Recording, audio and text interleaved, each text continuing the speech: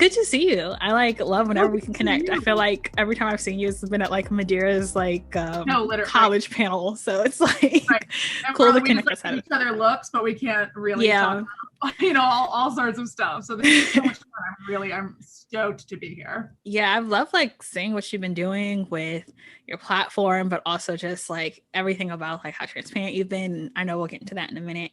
Yes. Because you've always been like pretty open and honest and just like, hey, this is what it Yes. is. But I Yeah. think that like the market for that now is one, it's so necessary because like people aren't talking about this is what it is. It's like I want you to think it looks like this, but in reality, Yes. like it Yeah. looks like that. Totally. So just with Gen Z and like kind of like the second half of like the millennial generation, I feel like it's a conversation worth having because we make up so much of this like consumer space that I'm like, let's actually have a conversation about being our authentic selves and like taking Yeah. control of that. So really Right. And excited. I think that, even these conversations require like your authentic self. Like I can't come on here and talk about authenticity if I don't mean what I'm saying, or if I'm not actively trying to live the values of what I'm saying. So even this itself is, I think, just an awesome start. And I'm really excited that you want to talk about it. Awesome. Well, with that, I've already kind of gotten into the conversation, but Oh, okay. welcome to the next episode of Strategy Sessions with AJC Strategies. I'm really excited to have Kate Bell here today. Literally known her since my freshman year of high school. So that's going What on year was 10 that? years ago, and that's really Whoa. disturbing. Oh It's no. 2011. Oh no.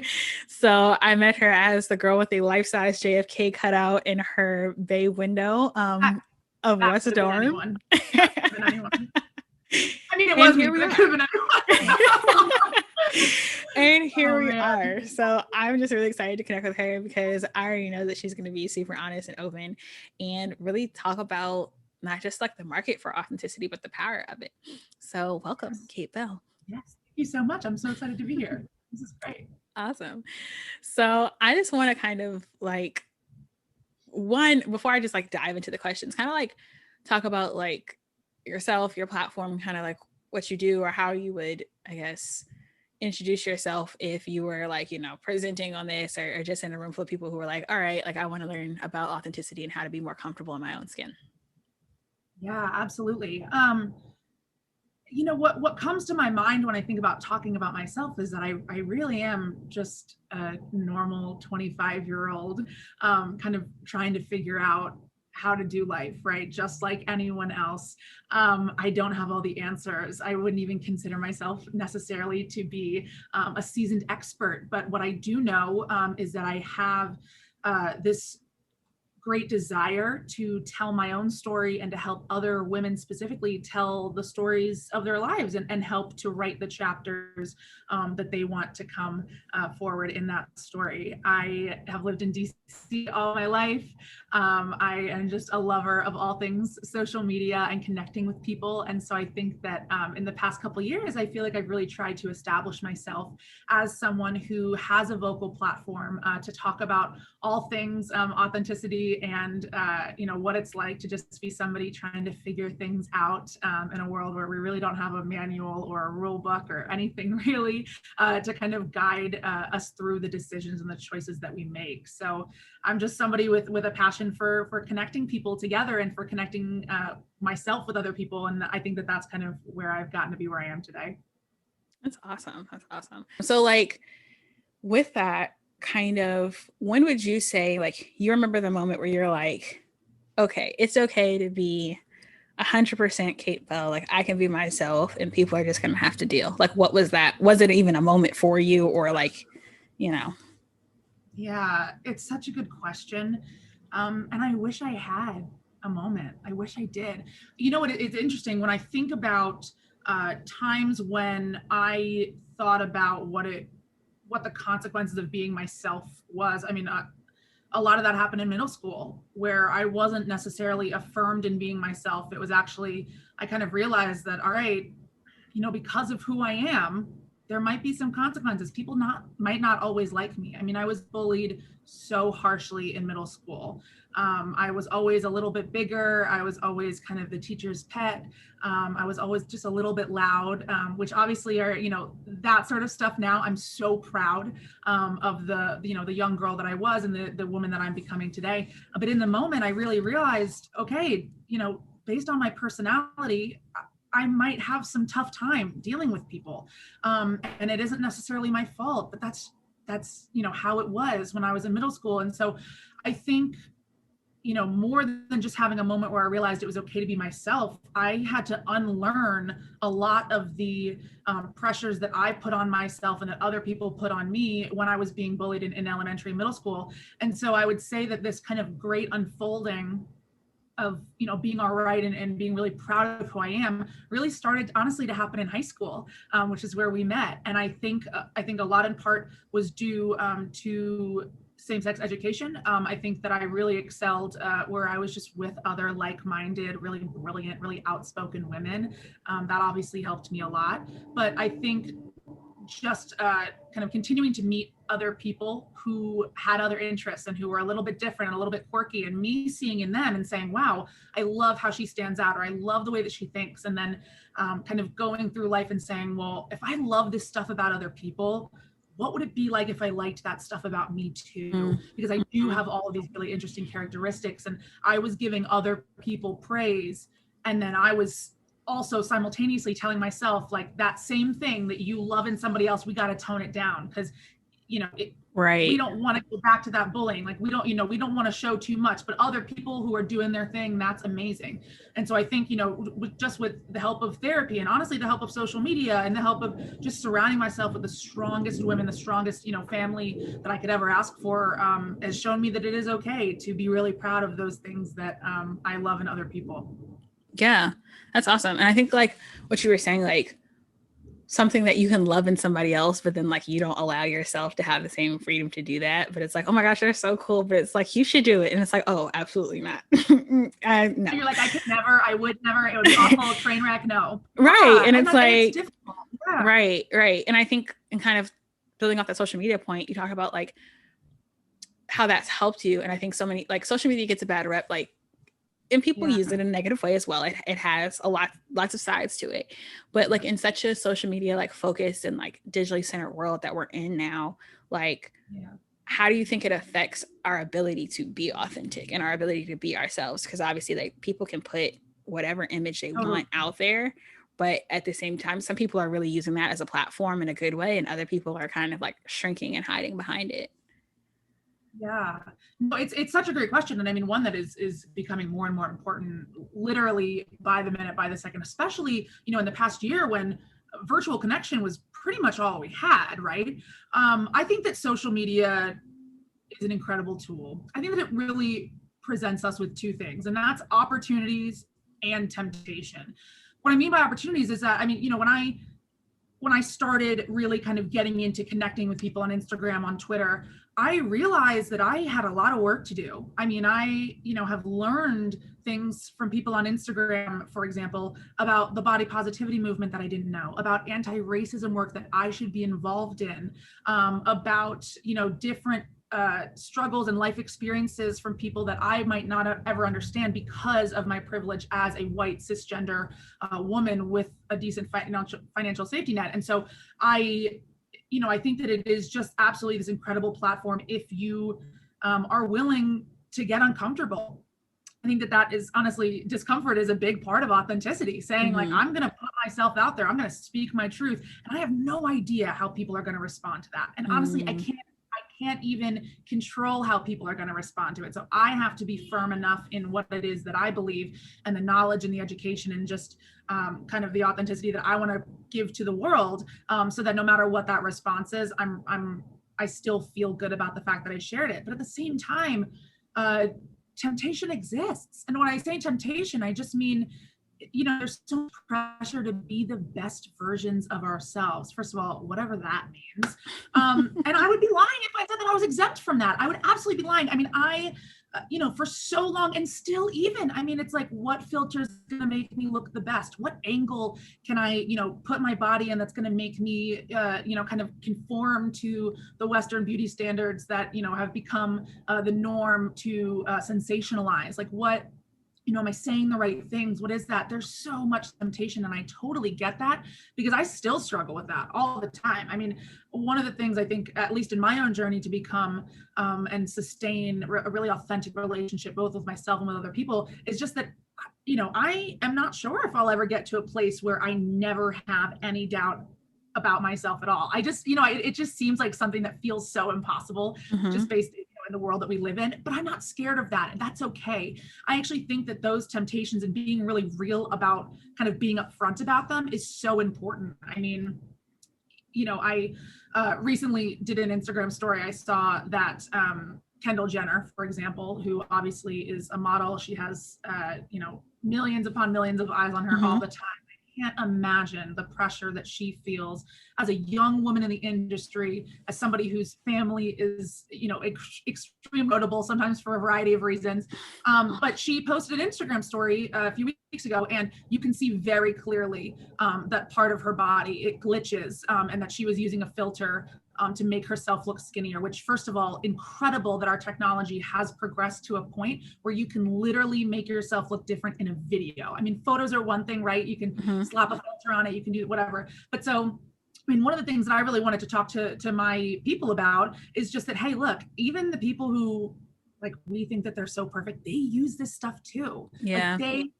They have access to it. And you know what? I mean, I even said, listen, I use filters all the time. Literally before this, I was feeling my hairstyle. So I put, a video of myself with a little filter on it. Granted, it had like a bunch of butterflies flying around. So I don't think anybody, oh, that's real. But I mean, I really try to say, listen, I like this filter, but it's also not who I am. Right. And I don't judge or shame anybody that uses filters. I think, they're fun, right? They're fun for a reason. The issue that I have with that temptation is when we allow ourselves to think that that's the standard and that that's the baseline. Because the thing is that when we, slap a filter on it or whatever, when we exit out of Instagram, we got to look at ourselves in the mirror and eyeliner isn't there, right? My nose contour isn't there anymore. In fact, it'll never be there, even if I put makeup on, right? So I just think being really honest with ourselves and with our audience about, what it is that we're doing is really important. Yeah. Yeah. And I was having this conversation with a friend because I was like, I feel like Instagram used to be about like anyone could go on and share and kind of just like optimize the sharing or storytelling through video or pictures, but it really became like a creator app. So people kind of feel like if I'm not on the level of like these other like brand endorsement deal, like, thousands of dollars in the bank account or making money from posts type of creators, then like my pictures aren't valid. So it's always like trying to be the next best whatever, instead of just like really being okay being yourself. And like, you talk from like, a big point of confidence and like strength. Where do you feel like you draw your strength and encouragement from? Oh man, that's such an awesome question. And it is never lost on me how grateful and how privileged and blessed I am to have the family support that I have, right? Just two parents who could not be prouder of who I am as a woman, who are willing to kind of let me explore, let me create, and take a lot of risks and chances. And also just friends who do that to me too. And of course, a wonderful therapist. But really, when I think about it, when I think about the intersection of my authenticity and on social media specifically, I get so much encouragement from my DMs, from people who reach out to me, either once I've posted something, whether, if I'm talking about myself. I recently, just a couple of weeks ago, posted about the antidepressants and the anti-anxiety medication that I take. I have never talked about that before on a public scale. And it really resonated. To the point where people were commenting on the actual photo being like, hey, I take that medication too. Hey, like, oh, I didn't know that you were on that. That's not like comforting to know that you need to take those medications, but like we now have something in common where maybe you didn't even know that I didn't, that we had in common before, and they wouldn't have known if I hadn't shared that. I've had people come, in my Instagram DMs and say, hey, I've never told anyone this, and I don't know why I feel compelled to tell you, but I just had an abortion, or I was sexually assaulted, or I, are experiencing suicidal ideations. Those are three topics that have been brought to me in my DMs. And in a way, I'm sort of weirdly honored that people see me as such a safe space, and I want to continue to be that. Now, I'm by no means a mental health professional, so one of the things that I'm always trying to do is strike that balance between being there for them as a friend, as an ally, as somebody who is willing to listen and really validate their emotions, and then also try to say, hey, do you want resources? Is that something that you're interested in pursuing further? Like, how can I help you figure out those things so that you can really kind of get the best of both worlds? And that is, a friend and a shoulder to cry on, and also professional help if you need it. But I feel like when I am vulnerable and when I say things that kind of scare me a little bit, and then people come back and say, no, me too, or whether that's in public or in private, or whether it's a text message or a DM, that just gives me so much hope that, like, all right, maybe we are moving to a point where we can all just be so radically honest about ourselves. And that, the more that we do it, it's just not as scary anymore. And that we are able to connect with each other on a deeper level through this social media platform that, honestly, 5 or 10 years ago, it used to just be, a lot of poorly filtered photos. Yeah. Yeah, we all went through that phase. Yeah. So it's pretty cool, I think, to see the spectrum and the progress that it's made. And I absolutely love hearing from people who either I've impacted or, they just want to reach out and tell me their story. I think that that's the coolest thing. Yeah. And so you hit this point, like just having like a radical honesty about your story, and kind of like, what tips would you, if you were like, for instance, like talking to your younger self about like having that radical honesty, like what advice would you give your younger self on like how to approach that, or how to reach that? Yeah. Oh man. The biggest piece of advice I would give both myself, in elementary, middle school, but also myself now, is just to stop focusing so much on what they like about you. Start focusing on what you like about you. That's, my main tip for just being confident and comfortable in your own skin is to date yourself. This is one of the things that what I refer to as like the biggest emotional workout for me, because I have very rarely been alone, right? I'm a very social person. And then the pandemic happened, and that meant that before then I relied on a lot of external validation, and I didn't necessarily understand how toxic that was until I was just kind of sitting by myself, and I was like, damn, I really don't feel good, and I don't really understand why.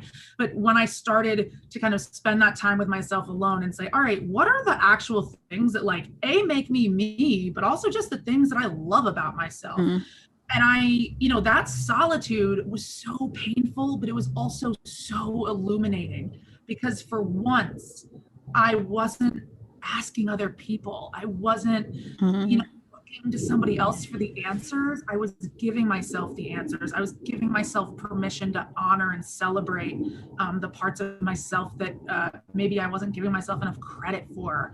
I am somebody who, I'm fiercely loyal. I can make a whole room laugh with the craziest stories. I am incredibly intelligent, right? Like there are just so many different things where, if you ask me when I was in middle school, like, what do you like about myself? I honestly, I genuinely don't know if I would have been able to tell you, because I didn't really understand what it even was that I liked about myself. I really just knew what other people didn't like about me. And so I focused on those things.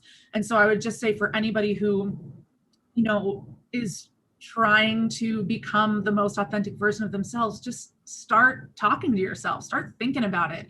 It might be painful. In fact, I can guarantee you it'll probably be pretty painful, but you are worthy of that healing. You're worthy of that validation, of that affirmation from yourself. And now I don't need it from other people. It's awesome to get it from other people, right? We all need connection in some way, but just the fact that, if there is a time when I'm feeling doubt, or I'm feeling unease about making a decision, or, maybe I've been rejected in some manner, or I'm just feeling low, I can talk to myself from a place of knowledge and also of empathy, right? Like, homegirl, we've felt really bad in our life. we have felt really bad and really low about who we are and about the way that people have treated us. We don't have to do that again, because I have the answers for myself now. One thing that I do in therapy a lot, honestly, is I talk to my younger self. Obviously, I can't go back to elementary and middle school, but adult Kate can talk to, the little Kate inside of me and say, listen, I know that sucked. That felt really bad. We don't really have any control over the way that other people talk to us and the way that other people feel about us. But, I can reaffirm and validate you now. And that's just been something that's been so important to me. And that I want to be able to give that gift to other people too. Like, hey, I'm here to be along for the ride. I want to be vulnerable. I want to tell you about myself. But at the end of the day, even I can't affirm you the way that you can affirm yourself. So really just focusing on that internal introspection, I think, is so important. It has been for me, at least. Yeah, and I think like you said so many big things there, but like just even like I'm like trying to catch them as they come. Um, but even with that, I think one of the big things that a lot of people struggle with too is like what is in your control and what's not. And oftentimes when you get hurt, you feel like that's in your control because if I were different or if I said this differently or did this differently, people wouldn't hurt me. But in reality, it has nothing to do with you and like everything to do with them. And like being able to like hold people accountable, but at the same time to like have grace for like whatever it is that they're dealing with that like might have caused you strife or even attempted to. And really they're just like working through your own healing. Because at that point, I think people then think like, well, healing is the responsibility of the person who hurt me. And if I can't keep up with them, I'm just going to be hurt, as opposed to like, how can I take control or take my power back of like not allowing people to dictate how I feel about myself or, whatever the case may be. And that's like, I think it's a huge point, but a lot of people have to grow into that space. But it's like, once you kind of reach that point, I think a lot of things start to unfold for you, your ability to be authentic and whole and very like healed for yourself. So that's like a huge, huge takeaway that I think we're starting to see kind of like happen and people talk about like self-healing. But for the most part, I think people are still trying to wrap their mind around like, what does that truly mean for me? Yeah, Which is huge. absolutely. And so like, you knocked out so many of my questions because your answers are like so thorough. It's all good. Because I'm like going, and I was like, oh, like she's hitting all these points. Like, all right. So with that, like, what do you, when you hear the word authentic or like genuine, what does that mean to you? Kind of like what sentiments does that evoke? Yeah, this is such a hard question to answer because I feel when I hear of authentic, I was joking with a friend earlier, it sounds very much like just be yourself. And I hate that phrase. I mean, I think that there's a lot of value to it, but just the way that it's like, if somebody says that to you, you're like, okay, what does that mean? Right. What does that even mean? What does that have to do with me? The reality is, A, that's so general, right? And sometimes you just want somebody to shake you and be like, say these things, do these things, whatever. But that's not how life works. And so authenticity, it's going to mean something different for everyone. And I think that's part of the hard thing is that like, I can't really define it for anyone. What it means to me personally, when I think of authenticity, I think of honesty. I think it's so easy to hide the parts of ourselves that we might feel make us stand out in a negative way. And it takes a lot of bravery to say, this is all of me. I'm not perfect all the time. I don't have the best angles. I don't always have the answers, but this is my reality. And here's the thing, it's your reality too, whether you are willing to show it to me or not. I also think that authenticity is a lot about showing up for yourself, right? If I live my life in a way that prioritizes your comfort over my stability, over my peace, I'm abandoning myself. That's something that obviously, I couldn't have known that when I was in elementary school or middle school, right? We don't really have the tools to affirm ourselves or to stand our ground or, whatever. And that ends up, trickling into a lot of trauma in your kind of early phases of adulthood. But now it's like, I'm not doing anyone a service if I don't really take the time to take care of myself. Because here's the thing, I think that we all struggle with this on a number of ways, but like, if I don't get enough sleep, I'm cranky. If I don't nourish my body, I'm going to feel sluggish. If I surround myself with people that I think maybe like make me look good, but don't necessarily help me to become the woman that I want to be, I'm not truly myself. All of those things, right? Whether it is external or internal, they just they don't let me be myself, right? I don't feel like myself. I don't look like myself. I'm not living in a way that is true to what I believe, what I desire, what I value. And so I think just being able to show up for yourself and say, look, this is who I am.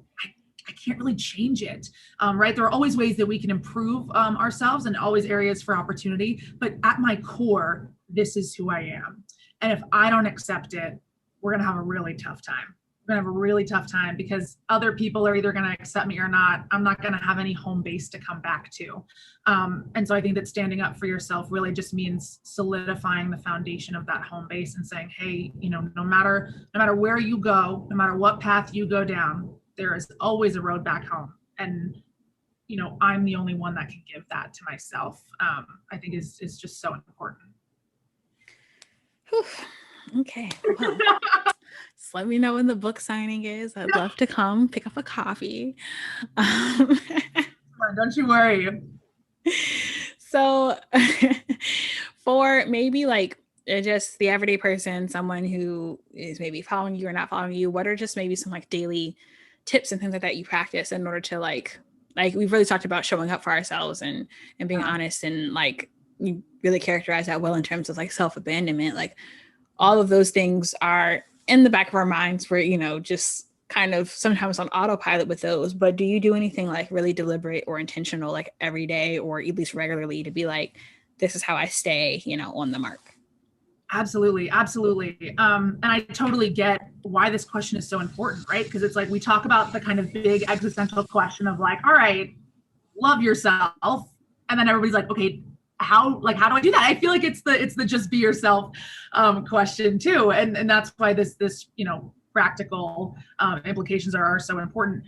For me personally, I am a big words of affirmation person. I read something really interesting a while back that said that your self-care, one of the best ways that you can do self-care is to give whatever your love language is back to yourself. And I was like, oh, okay, great. This is something to think about because, for a while, especially pre-pandemic, I know that words of affirmation is my thing. That's what I like to receive.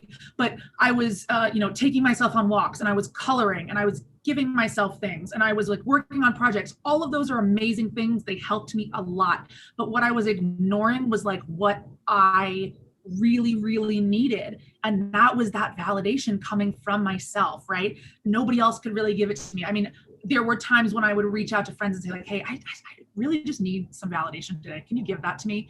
And that's a scary thing to do, but I mean, obviously the people in your life want to help you. And so I was very blessed to have a great response to that.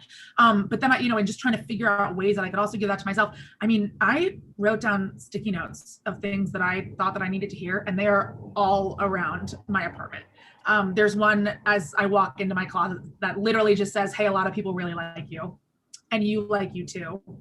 And there's one on my door that I see every single time I leave my apartment that says, you're doing it, and I love that about you. And like, I literally can be having the worst day. I have to go to an appointment that I don't want to go to, whatever. And when I leave, I'm like, hey, I am doing it, whatever it is, I'm doing that. And it might be messy. It might not be perfect. I literally might be grumpy the entire time, but I'm doing that. And I love that about myself. So just figuring out new and interesting ways to give your love language back to yourself, I think is so, so, so important. And of course, a lot of that is going to be figuring out what helps, right? Mm-hmm. I love a good face mask. I love a good bubble bath.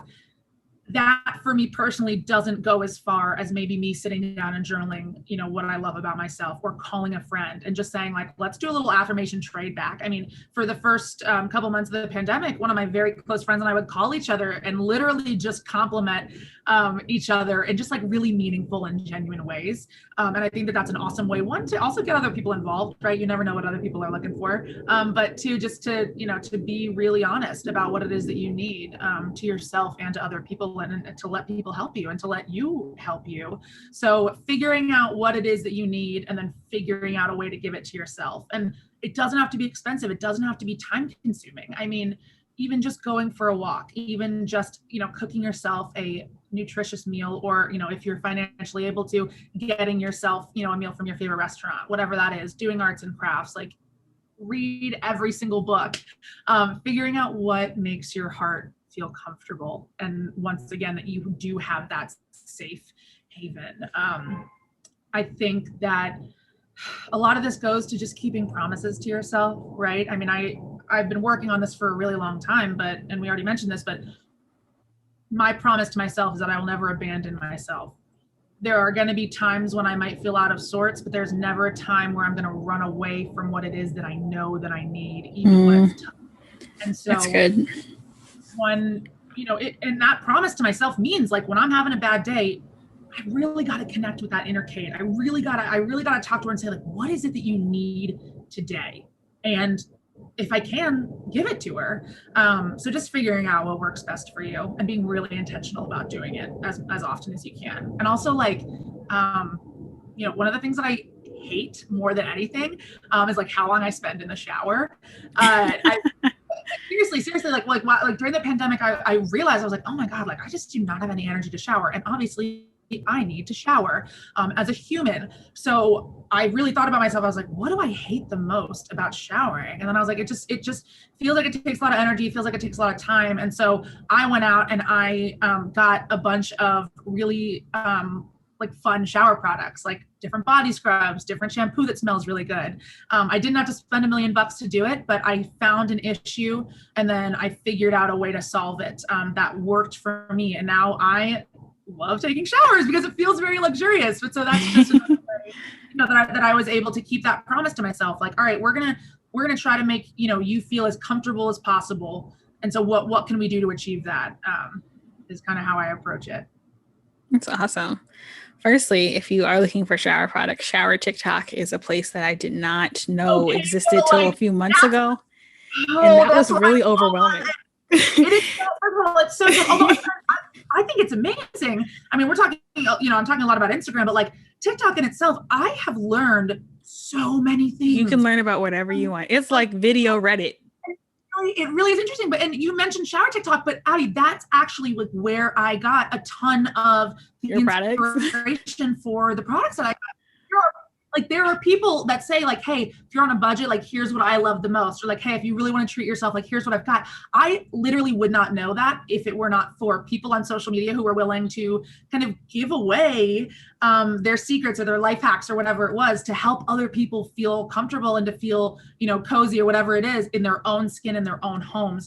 So I am all about it. I love shower TikTok. I love it. My Amazon wish list is ridiculous. Every time I open my TikTok, I'm like, oh, I gotta open my Amazon cart now. Like, no, like, God. Literally, like, it's just like, hey, do you want to spend some more money? They have shower top, literally, clean and you don't have to do that.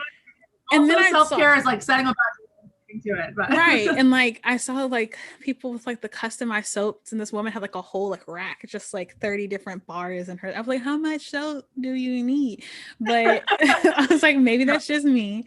But yeah, like, I think what you made a point about too is like really important, is that like, just within like the scope of capitalism, we've really commodified self-care, being like, oh yeah, buy this face mask, rent, such and such, for the week in this Airbnb, or, like, watch Netflix and have a Netflix subscription. And like, these are all things that cost money, which for certain people, like, it creates an accessibility issue, and spending money on yourself is not the only form of self-care. I mean, I definitely spend money on myself and enjoy that, but that's not necessarily like the sole, literally, it's like, that's not the sole way to care for myself, though. Like you said, like, it can be creating a budget. It can be setting boundaries. It can be learning how to say no.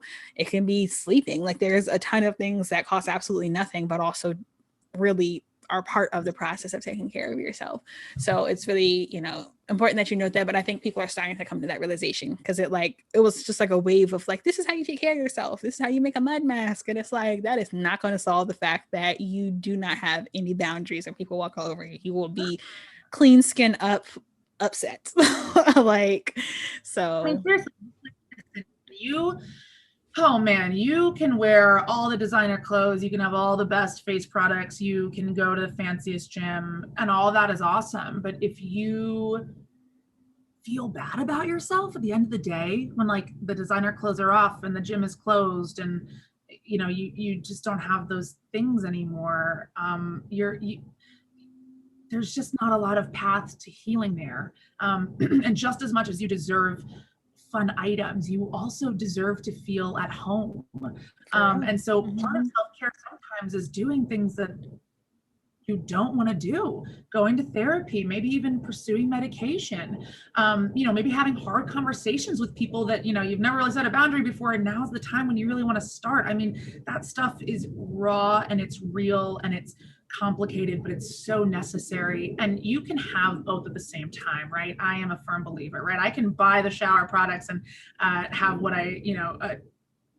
have like a fun area in my life that I, enjoy participating in. But I also know that like, that's not going to solve all my problems. It's going to make me feel good. And that I think is a really valuable thing. But it's not going to make anything perfect. It's not going to take away my problems. It's just going to make life a little bit easier. And so I absolutely recognize the privilege that I have in being able to say that and being able to attain those items. But you're absolutely right. I mean, the inner work that happens is really where our ability to be authentic comes from. Absolutely, hands down. Yeah. And when that inner work is like where it needs to be, it really like it externalizes itself. Like people can see it on you. People are like, oh my gosh, like, like you feel, your energy just feels different. Like you can vibrate at a higher level. Like it shows when that work is happening. Yeah. You know what is so interesting?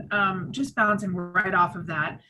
I want to talk about something kind of that happened to me in the past year that actually really is just right along those lines. I think that a lot of times we, see people who've been working on themselves and it's like, you're glowing, your energy is different. I kind of had the opposite experience. And it's something that I've had to kind of come around to. When the pandemic started, I decided that I really wanted to start seeing a therapist. It was long overdue. I think that everybody, if you're listening to this right now, go and see a therapist if you haven't already. It's absolutely wonderful. But kind of in working with my therapist, I came to understand that there were multitudes of myself that I thought that I needed to work on, right? And these were all very like fundamentally human things, right? Like I, need to continue working on validating myself, need to continue working on believing in myself, not, having imposter syndrome, all these different things. And I talked to my therapist one day and I just said, man, it feels like the more that I try to work on myself, the more negative stuff comes out. And she said really something interesting. She was like, it's always been there. You've just hidden it from yourself and from other people. This is the Kate that you've always been, right? And the Kate that I've always been is a human being with problems, with issues, with things that I want to work on, right? Not a single person is perfect. Everybody has things that they want to work on. But for so long, I think that, once again, I hid parts of myself that I thought maybe were unsavory. And I realized that for myself and myself alone, and for, the young Kate in middle school and elementary school, that had to stop because I just didn't want to hide any parts of myself anymore. And so, I think that it's also really important to realize that like when you start doing that inner work, some of it might make you feel kind of bad. I mean, it made me feel bad, like, oh man, like, I'm digging up all this kind of stuff that I've either convinced myself didn't actually exist, or, I'm so confident I have no worries about X, Y, Z, whatever, when really it's like, oh, I'm a human with very complex emotions.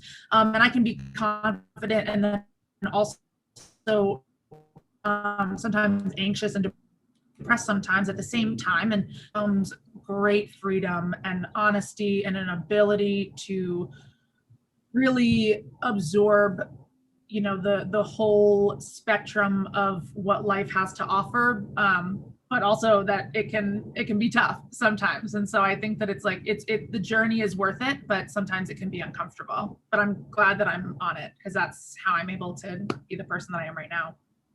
Yeah, that's awesome. And just like it's like so profound, but it's also something that like I feel like many people, especially like in my friend group, like we're often like we're going through like right now in this just transition, especially when you get like out of college or you get out of school, where you feel like everything that you're supposed to do is prescribed, and you really kind of get into the space of your life where it's like every day you're making the decision about what happens, what's relevant, what's not relevant, what's supposed to happen. So I find that like that's the conversation that begins to take over of like, oh, like I'm unraveling parts of myself that had just been packaged up and like, on autopilot. And now like getting to know that is like to learn yourself all over again, and it's really uncomfortable, but it's also really Yeah. necessary work if you really want to live this like whole life and not one that's just like complacent in whatever your surroundings are.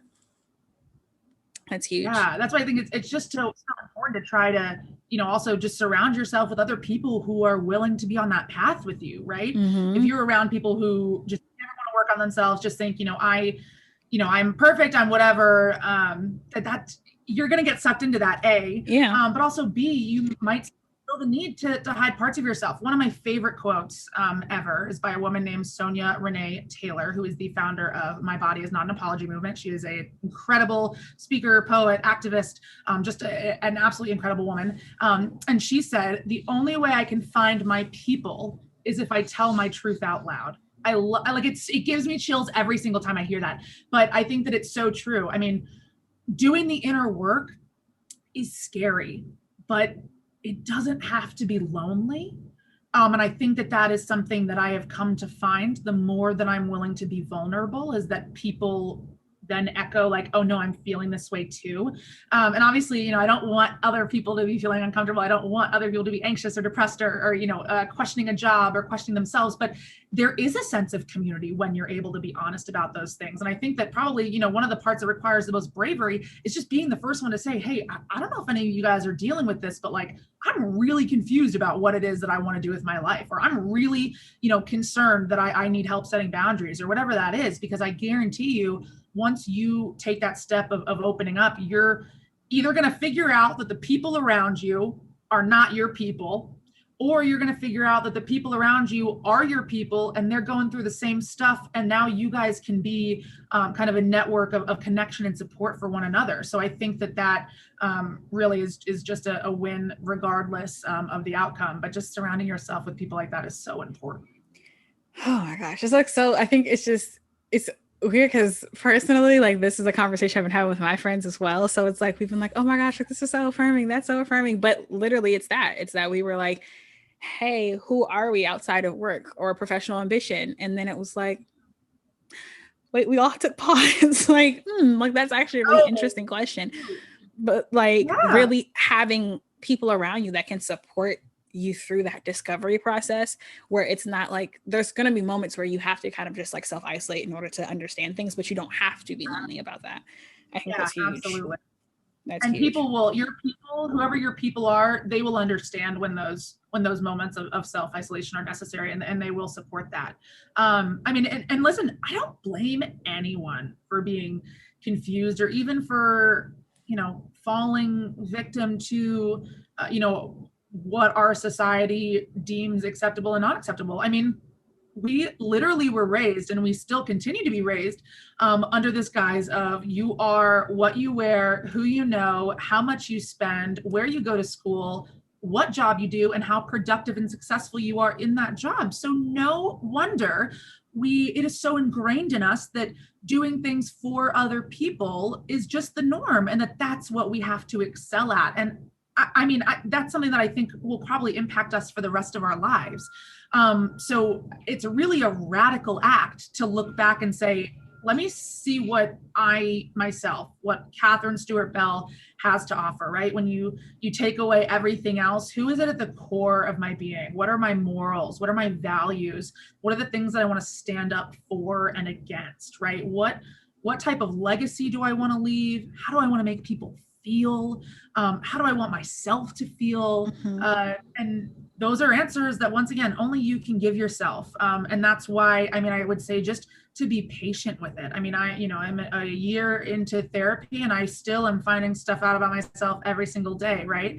I have spent the last 25 years learning about myself. And honestly, I don't think that that's ever going to stop, because I'm going to keep changing. I'm going to keep making mistakes. I'm going to keep, figuring out things about myself and other people that I either love or I find a little unsavory. So I think that it's going to be an everlasting unfolding for me and for the people around me. And that's why it's a commitment, right? It is a commitment. making promises to yourself is a commitment. And as long as you take that really seriously, and understand that it's going to look different for everyone, I don't think that you can go wrong. Well, that's a perfect wrap up. That's just like the bow on top. I love that. I love that.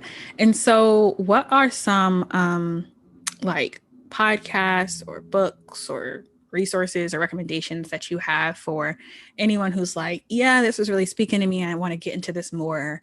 Like, we know you can use shower TikTok. Like, that's a great place to start. Yeah. Everything from this, go and get on shower TikTok. And now that you've heard people say it, agent is already taking care of it. Don't even worry about it. So besides shower talk, how or not how, but what are you like reading, watching, listening to? Yeah, absolutely. First and foremost, every woman out there, go and read Untamed by Glennon Doyle. Go read it. It's so funny. Madison White from Madeira also, she sent it to me as a gift. She was like, oh, I read this book. I loved it. Oh my gosh, like you have to read it. So I was supposed to read it this month and I was a book behind on my list. So I'm starting that next month. So I mean, I truly, I've never cried reading a book before. First of all, I'm already a very emotional person, so I cry at like a Coca-Cola commercial. So I don't know how much that's really saying. But oh man, she just writes in such a radically honest way, and she is just so like blunt about all of the stuff, like all the mess that makes us human and that makes her human. I mean, I truly just tears all the way, but it is so good. It is so inspiring. It is a book that you can read over and over and over again. Any woman who is questioning their place in the universe, go and read that. One book that I also really, really loved, it's actually about therapy, but it is it's not a fictional story, but obviously the names and a lot of the situations are altered. It is called Maybe You Should Talk to Someone from Lori Gottlieb. And it's just a really fascinating take, a therapist's take on going to therapy and obviously being a therapist. And I just think that anybody who might either be in therapy, you'd really find it interesting and funny and relatable. And anybody who's thinking about going to therapy might make it a little bit less intimidating. So those are my two books. And then the podcast that I love, I listen to it every single day. It is called Terrible, Thanks for Asking. It is about a woman named Nora McInerney, and she went through a large kind of string of really intense losses in her life. She lost her husband, she lost multiple members of her family, and just started this podcast for people who, you know, when you ask them how they are, they're not going to lie about it. They're going to say, oh, I'm terrible, but thank you for asking. And so she has different people on every single, episode talking about their losses, about kind of what it means to, process grief and loneliness and anxiety and all these different things, which sounds really sad. And sometimes it is, don't get me wrong, but I just think for anyone who is looking for, better ways to broaden their empathy, who is looking for connection, who maybe feels a little bit lost and kind of needs to hear that there are other people going through some really heavy stuff. Nora is wonderfully witty and smart and just really knows how to balance kind of honoring the heavy, intense, sad stuff, and then also bringing really tangible kind of tips and most fulfilling life they can, even in spite of obstacles and in the face of a lot of doubt. So those three things, I stamp my seal of approval on them. Awesome. Well, I love that. And I will put those in the recommendations, so we'll have like a YouTube version and then we'll have like the audio version. So the YouTube version, I'll put those in the description box so people can like link to those. That's awesome. And so how can people keep up with what you're doing or what you're into? Yes. So I think that the best way for me to connect with people right now is on my Instagram. My Instagram is @HeyKateBell. I post you can corroborate this statement. I post everything. It is a little bit of life. It's a little bit it's so funny. It's a fun ride though. It's just, wait, what did you say? I said it's a ride. It's a fun ride. It's just funny, and here's the thing: I'll never change. I don't feel like it, but like it really will go from me posting like an absolutely ridiculous TikTok, and then the next day I'm like, stop settling for less. Like be like love yourself, and then literally the next day, right? It's like me chugging like an extra large Slurpee from 7-Eleven. Like it's We're gonna have fun. You're gonna like it. So Instagram is definitely the best way to follow along with me. And then Twitter, it is at give_em_bell, like give 'em hell, but it's give 'em bell because I'm very witty and funny. So those are the two best places. Honestly, I'm on Instagram a lot more, but like you can follow me on Twitter if you want to know what's inside my brain, which is definitely, warning on that. Maybe a website in the future, but we'll see. You know, right now Instagram is that's where I'm speaking from. So tune in. It's a ride. It's a ride. Love that. Also a completely separate question before we get into hot takes, because I mean, who else would I do hot takes with but Kate Bell? I'm ready to be so unapologetic about the awful takes that I have. It's like most of it is like this or that, and then some of them are like, okay, follow up. But like for the most part, it's just they're quick. I try to, make them specific. But before I ask that, and this is just a question that I've pondered on for quite some time, is does your mom still make that buffalo chicken dip? Because I promise you. Here's the thing about Melissa Bell. She will never stop making that buffalo chicken dip. And anytime you ask that recipe to anyone and everyone, and she will tell you, oh, it's only 3 ingredients. Like she always starts off saying it's only 3 ingredients. Yes, she makes it all the time. Yes, I have to bother her to make it. Yes, depending on where you are right now, I will ship some to you, or at least the recipe.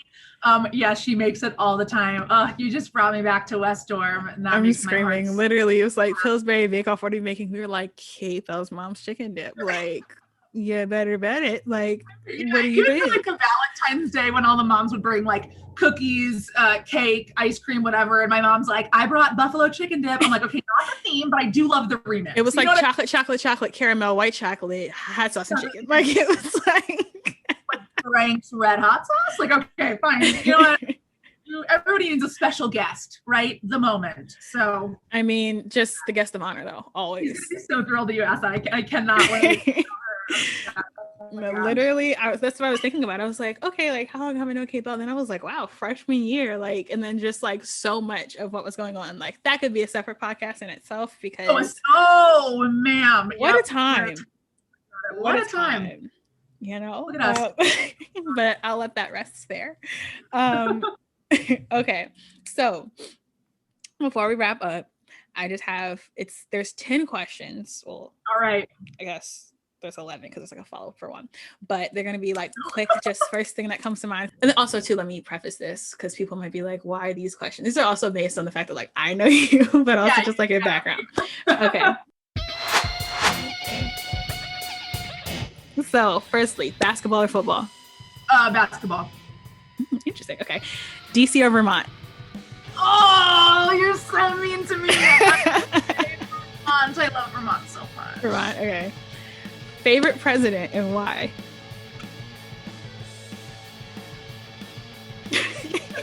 Like, I know you want me to say John F. Kennedy, but I'm going to say, oh man, this is so funny because I'm like, oh my God, somebody's going to be like, they're going to be mad at me if I don't choose them. And I'm thinking about like John F. Kennedy or like George. Okay, GW special place in my heart because I went to the George Washington University, but he was problematic. JFK, I thought he was handsome when I was in like 11th grade. I would say Mr. Barack Obama. That's yes. Bring it to modern times. We love that. And I love sorry. The fact of them being mad at you, I'm like, if you're listening to this, I'm sorry. I already graduated. All right. GW or Georgetown? GW. Beer or wine? Beer. I can't. I was thinking, I was like, I was going to be like, if you're at Nellie's, like, where do you go to order? But then I was just like, beer or wine. Let's keep it simple. Like, because everyone's not hip to Nellie's yet. Everyone's not hip, but it's okay. Corner of 9th and you check it out. I don't know why I just plugged them. But I was like, here's the thing is that, like, I will pick up a glass of wine and be like, this is a red, or like, this is a white. Yeah, that's all you got. I'm like, that's all I've got. So no tannins, flavor, aromas. Nope. All right, and then what type of beer based on your answer? Sours. I actually don't really drink. I only drink, but like when I do drink, I drink sour beers, which is, I've heard, very mixed reviews about that. People either are like, oh, that's amazing, I love sours, or they're like, you're the most disgusting person on the planet. But that I can't swallow beer because it's just it doesn't, it's not. I get that. No, I get that. It's like a weedy bread water. Yeah, it's like I took some multigrain and put it in a Ninja blender, and I just am like, well, this is not for me. But okay. Catch me at the vineyard not somewhere. Self-care. Know your strengths. Play your strengths. SoulCycle or Peloton? Okay, this is very rude and niche and because I worked at SoulCycle and then I bought a Peloton yesterday. So I saw that in your story. Knows what she's doing. This is a journalist, an investigator. I'm gonna say, I mean, my heart is just with SoulCycle. Peloton just gave me a better deal. So my heart. I saw that in your story yesterday. I was like, that definitely is going in there. You're like, oh, so she's not brand loyal. That's what we're absolutely not. I'm screaming. Cats or dogs? Cats. I'm so sad that mine didn't make an appearance. He lives on the wild side. He's like really in his. It was so pathetic. It's like you had this whole chance, and that it doesn't count. So I'll just say cats because I don't want him to rebel against me. Gotta be loyal to pizza.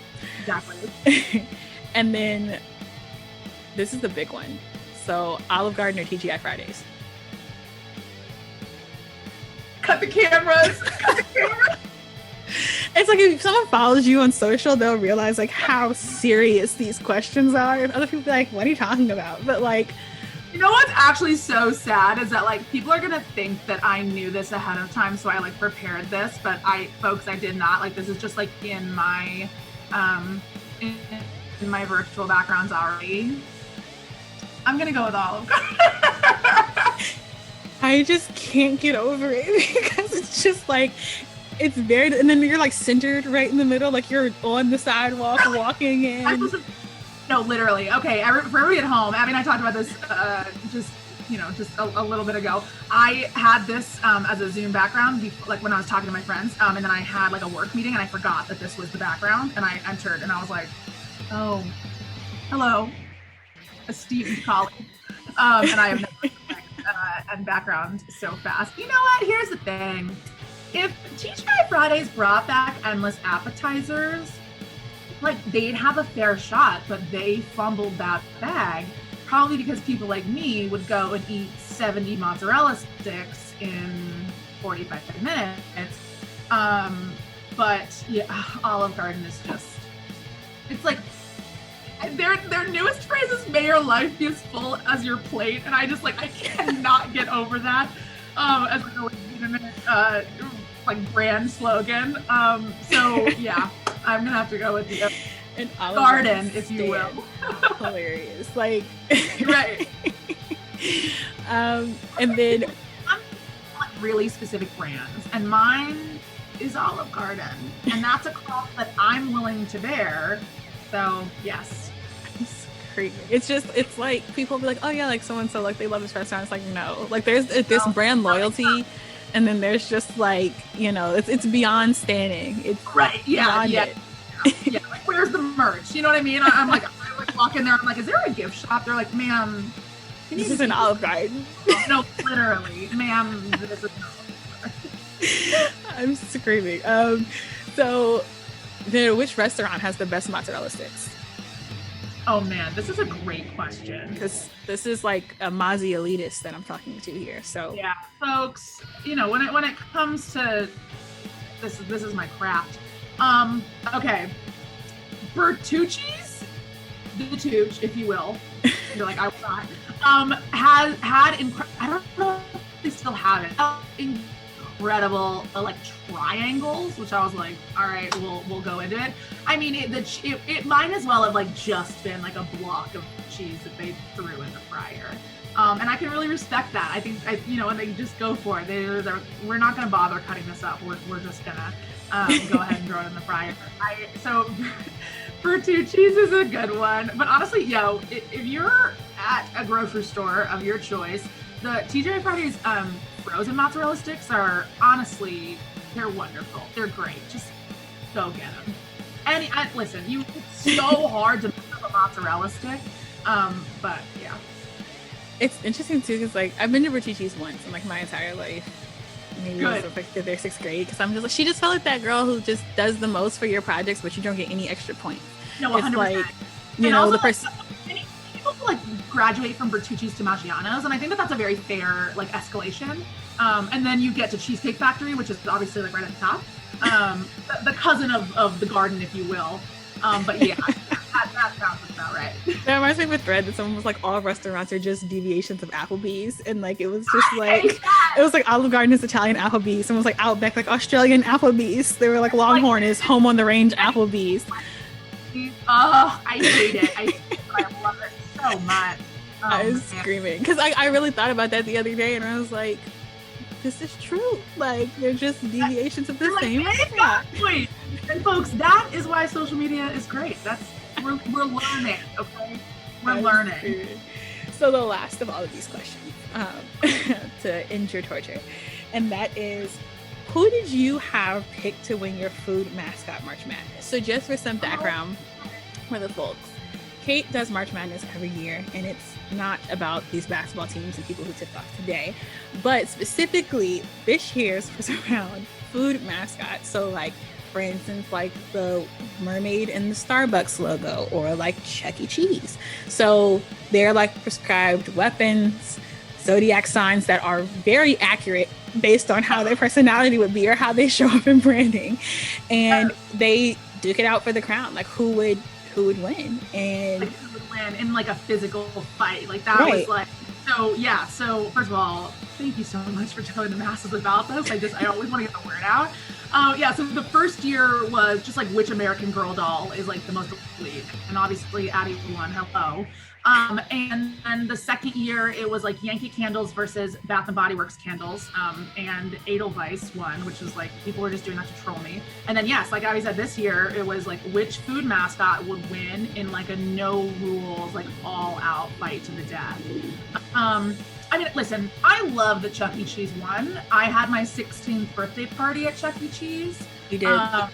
Yeah, I was there. So that was a choice. And so,